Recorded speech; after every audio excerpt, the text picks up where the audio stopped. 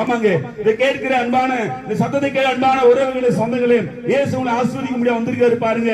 நம்ம இயேசு நம்பி பாருங்க, ஒரே முறை நம்பி பாருங்களேன். நீங்க என்னென்ன காரியமே செய்து பார்த்திருப்பீங்க. நான் சமாதானம் வாழணும், என் பிள்ளைகள் சந்தோஷம் வாழணும், என் கணவன் சந்தோஷம் வாழணும், நிம்மதியா வாழணும், என்னென்ன ட்ரை பண்ணி பார்ப்பீங்க. என்னென்ன காரியம் செஞ்சிருப்பானா, முடிவில் தோல்விதானா?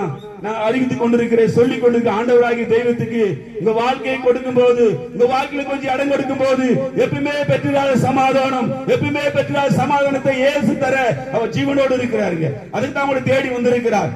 அன்பான உறவுகளே, சொந்தங்களே, இந்த நாளில் ஆண்டவராகிய இயேசு கிறிஸ்து வாழ்க்கையில கொஞ்சம் இடம் கொடுங்க. கொஞ்சம் இடம் கொடுத்து பாருங்க, இயேசு நோக்கி கூப்பிட்டு பாருங்க. அவர் ரொம்ப நல்லவர், இயேசு ரொம்ப நல்லவருங்க. அந்த நல்ல தெய்வம் அவளை தேடி வந்திருக்கிறார். ஒருவேளை நினைக்கலாம், ஆமா, ஒருவேளை நினைக்கலாம் யாராலையுமே முடியல, இயேசுவால முடியுமா நினைக்கலாம். இயேசுவை எல்லாம் முடியுங்க. ஆமா, நான் எங்கேயோ போய் ட்ரை பண்ணி பார்த்தேன், என் குடும்பத்துல பிரச்சனையோடு தான் இருக்கிறேன், அந்த பிரச்சனை மாறவே இல்லை. இயேசு மாற்ற முடியுங்க. ஏன் தெரியுங்களா?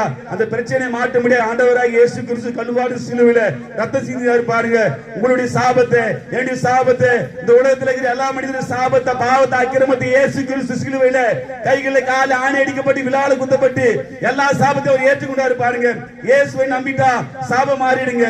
பாருங்க, நம்ம குடும்பத்தில் தலைமுறை சாபம் தொடர்ந்து கொண்டே இருக்கணும், வாழவே முடியாது பாருங்க. தலைமுறையில சாபம் தொடர்ந்து கொண்டே இருக்கும். அந்த சாபத்துக்கு என்ன பண்றது, என்ன பரிகாரம் பண்றது சொல்லி அகலாச்சு கொண்டிருப்போம். என் குடும்பத்தில் அவ்வளவு பெரிய பிரச்சனை சாபத்தினால. ஆனா நாங்கள் அறிவிக்கிற மெய் தெய்வமாகி ஆண்டவராக இயேசு கிறிஸ்து ஏற்றுக்கொண்டு சாபம் மாற்றிடுவாருங்க. ஏன் தெரியுங்களா? சாபத்தை சிலுவையில் ஏற்றுக்கொண்டார். ஆண்டவராக இயேசு கிறிஸ்து மனிதனுடைய சாபத்தை இயேசு சிலுவையில் ஏற்றுக்கொண்டதால சாபம் மனிதனை விட்டு வெளியேறுங்க.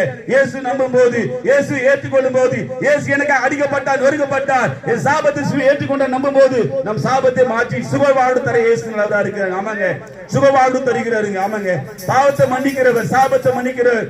ஏன் தெரியுங்களா? மனிதன் சந்தோஷமா இருக்க முடியல, நிம்மதியா இருக்க முடியல. மனிதனுக்குள்ள பாவம் இருக்கிறதுனால, மனிதனுக்குள்ள அக்கிரம் இருக்கிறதுனால மனிதன் சந்தோஷம் வாழ முடியல. ஆனா அக்கிரமத்தை மாற்ற முடியும். ஆண்டவராக இயேசு கிறிஸ்து மனிதனை தேடி வந்தார். மனிதன் செய்த எல்லா அக்கிரமத்தையும் இயேசு ஏற்றுக்கொண்டார். ஆமாங்க, மனிதன் செய்த எல்லா அக்கிரமத்தையும் அநியாயத்தையும் இயேசு ஏற்றுக்கொண்டு வாழ்வு தர முடியும். ஆண்டவராக இயேசு கிறிஸ்து சிலுவையிலே ஜீவனை கொடுத்து அன்பை வெளிப்படுத்தினார் பாருங்க. ஆமாங்க, அன்பு இன்னும் நம்பி இயேசு ஜீவனை கொடுத்து அன்பை வெளிப்படுத்தினார் பாருங்க. ஆமாங்க, அந்த பூமியில வாழும்போது ஆண்டவராக இயேசு கிறிஸ்து ஏற்றுக்கொள்ளும் போது நிம்மதியை தருகிறார், சமாதானம் தருகிறார், ஆறுதல் தருகிறார், அரவணைக்கிறார். ஆனா இந்த பூமியில மனிதன் எவ்வளவு நாள் வாழ போறோம் பாருங்க. 70 ஆண்டு 80 ஆண்டு, 70 ஆண்டு வாழ்ந்த பிறகு மனிதனுக்கு முடிவு என்ன? மனிதனுக்கு முடிவு என்னங்க? ஆமா, நான் இருக்கேன், என் ஆயுசு நாளுக்கு முடிந்த பிறகு நான் மரிச்சா என்ன முடிவு? ஆனால் மெய்தயமாகி ஆண்டவராகி இயேசு கிறிஸ்து ஏற்றுக்கொள்ளும் போது இந்த பூமியில வாழ்நாள் முடிந்த பொழுது மோட்ச வாழ்வு உண்டுங்க. மனிதனுடைய வாழ்வு மண்ணோடு மண் போற வாழ்வல்ல. மனிதனுக்கு பூமியிலோடு வாழ்க்கை முடிவு.